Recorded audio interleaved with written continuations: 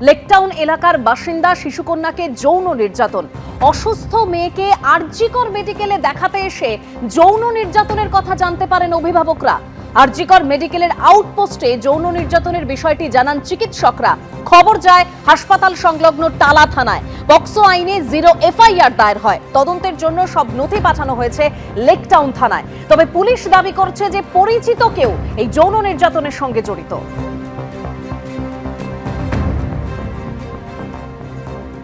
বারুইপুরের ঘটনার রেশ এখনো কাটেনি, তারই মাঝে শিশুকন্যার ওপর যৌন নির্যাতনের অভিযোগ।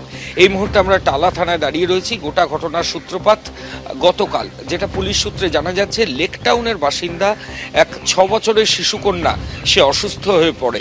এরপরই তার পরিবারের সদস্যরা তাকে আরজিকর মেডিকেল কলেজ হাসপাতালে নিয়ে আসে। সেখানে তার শারীরিক পরীক্ষা হয়।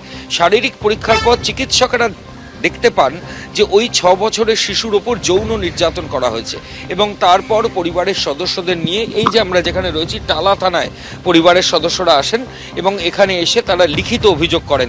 পক্সো অ্যাক্টে মামলা রুজু হয়েছে এমনটাই পুলিশ সূত্রে খবর।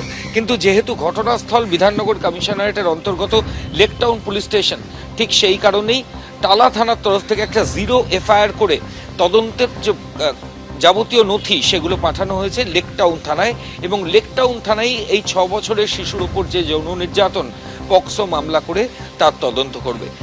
পরিচিত কেউ গোটা ঘটনার সঙ্গে জড়িত প্রাথমিকভাবে এমনটাই মনে করা হচ্ছে, কিন্তু গোটা ঘটনার পর পুলিশ আধিকারিকরা তথ্য প্রমাণ সংগ্রহের যে প্রক্রিয়া সেটাও শুরু করেছেন। ক্যামেরায় পার্থপ্রতিম রায়ের সঙ্গে ময়ূখ ঠাকুর চক্রবর্তী, এবিপি আনন্দ, কলকাতা।